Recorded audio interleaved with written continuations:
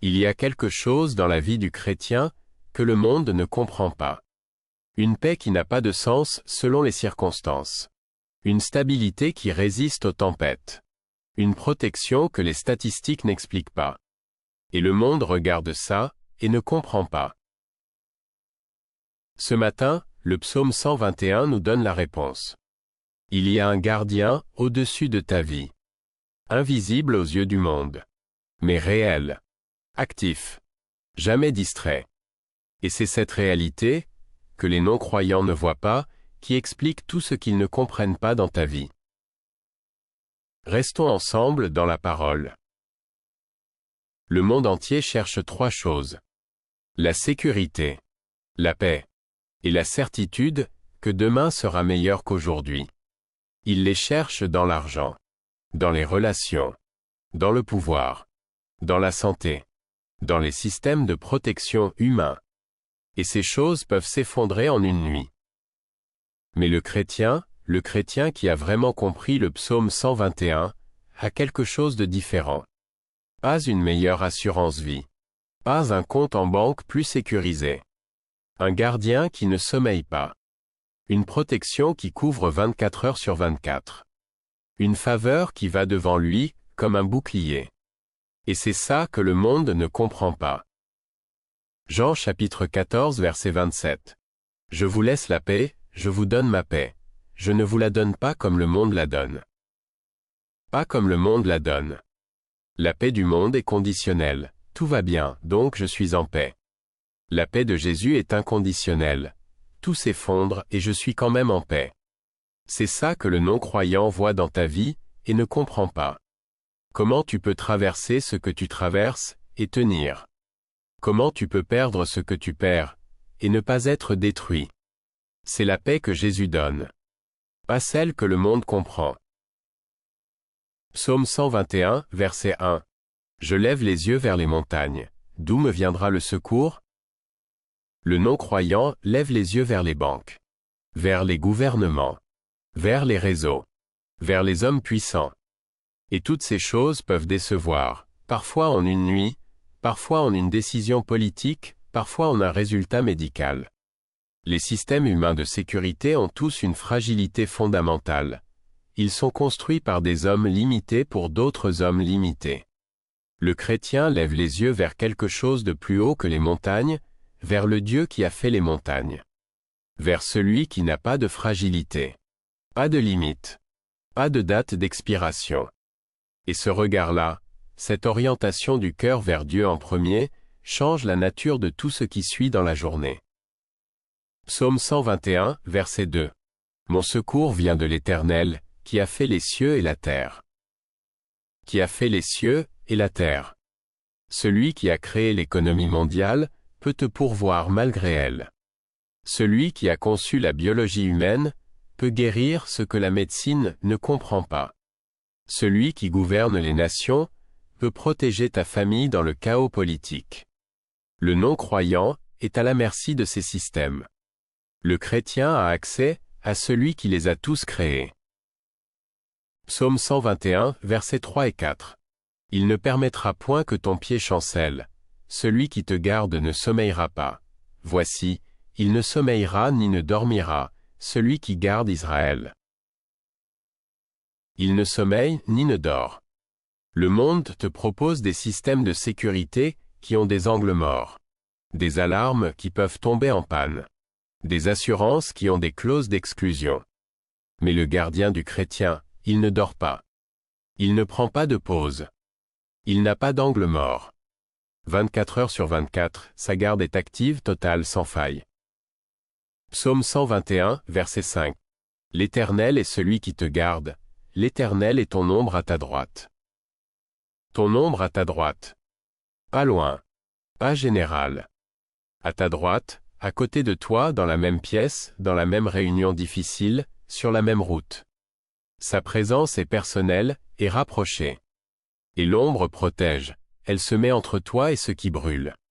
Ce que le monde voit quand il regarde ta vie, c'est quelqu'un qui semble protégé d'une façon inexplicable. Parce que tu l'es. Psaume 121, versets 7 et 8.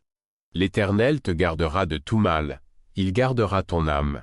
L'Éternel gardera ton départ et ton arrivée, dès maintenant et à jamais. Dès maintenant et à jamais. La protection du chrétien n'a pas de date d'expiration.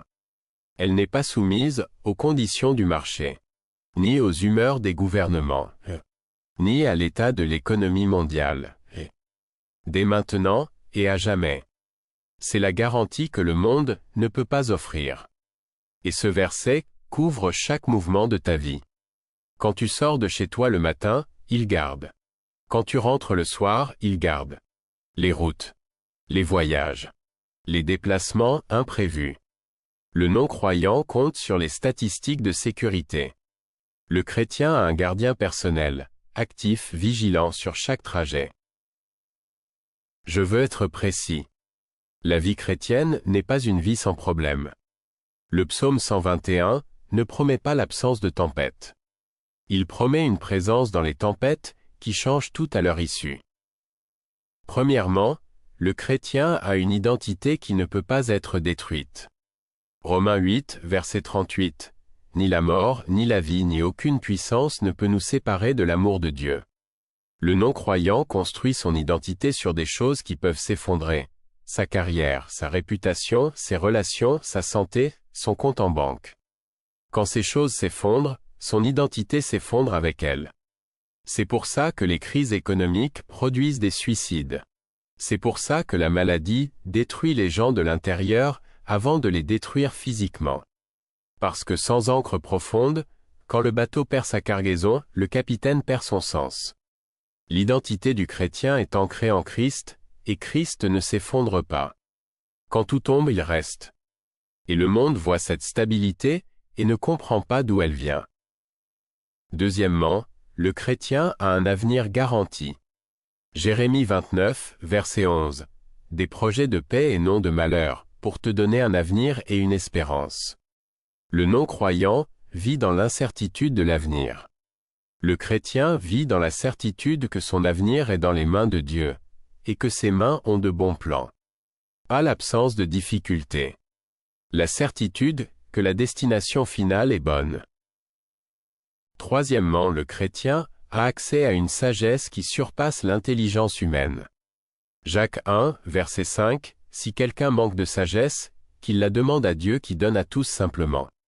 Le monde prend des décisions avec les meilleures données disponibles, les meilleurs consultants, les meilleures analyses. Et encore, il ne voit pas tout. Le chrétien peut demander la sagesse à celui qui voit la fin depuis le début, qui connaît les tenants et aboutissants que personne d'autre ne voit. C'est un avantage que le monde ne peut pas acheter, et que le chrétien sous-utilise souvent. Et le monde ne comprend pas pourquoi certaines de tes décisions semblent toujours bien tomber. Ce que le monde ne comprend pas sur ta vie, c'est réel. Tu as un gardien que personne ne voit, mais qui agit en permanence. Une paix qui ne dépend pas des circonstances. Une identité qui ne peut pas être détruite. Un avenir garanti par le Dieu qui a fait les cieux et la terre. Et une sagesse accessible sur demande. Ce n'est pas de l'arrogance spirituelle. C'est la réalité du psaume 121, déclarée sur ta vie ce matin. Et cette réalité a des conséquences pratiques dans chaque domaine de ta vie. Dans tes finances, tu n'es pas à la merci des marchés seul, tu as un Père qui pourvoit. Dans ta santé, tu n'es pas simplement un corps soumis aux statistiques médicales, tu es gardé par celui qui a créé la biologie. Dans tes relations, tu n'es pas seul pour naviguer les complexités humaines, tu as la sagesse divine accessible. Et dans tes peurs, tu n'es pas à la merci de l'inconnu, tu es entre les mains de celui qui connaît la fin depuis le début. C'est ça que le monde ne comprend pas. Et c'est ça qui explique tout ce qu'il voit dans ta vie, sans pouvoir l'expliquer. Prions ensemble. Père, merci pour ce que le monde ne voit pas dans ma vie, mais qui est réel. Ta garde sur mon départ et mon arrivée. Ta présence à ma droite comme une ombre. Ta protection sur mon âme. La paix que tu donnes, pas comme le monde la donne. Aide-moi à vivre comme quelqu'un qui sait vraiment qu'il est gardé. Pas dans l'arrogance, dans la confiance. Pas dans l'insouciance, dans la paix profonde de celui qui sait que son gardien ne dort pas. Que sa faveur est un bouclier autour de moi. Que mon secours vient de toi, qui as fait les cieux et la terre. Et aide-moi à accéder vraiment aux ressources que tu as mises à ma disposition. Pas seulement les connaître théologiquement, les vivre concrètement. Ta paix dans mes moments de pression. Ta sagesse dans mes décisions. Ta protection dans mes déplacements. Ta faveur dans mes interactions. Tout ce que tu offres, que je le reçoive vraiment. Et que ma vie soit un témoignage de ce que le monde ne comprend pas, jusqu'à ce qu'il pose la question. Et que cette question soit l'occasion de parler de toi. Au nom de Jésus-Christ, le même hier, aujourd'hui et éternellement. Amen. Amen. Laissez un commentaire Amen, si cette parole vous a rappelé la protection invisible qui est sur votre vie. Partagez avec quelqu'un qui a besoin d'entendre ça, ce matin. Abonnez-vous à Chaque matin sa grâce, pour une dévotion chaque jour. Ses miséricordes sont nouvelles, chaque matin. Et chaque matin il garde. Que le Seigneur vous bénisse et vous garde. À très bientôt.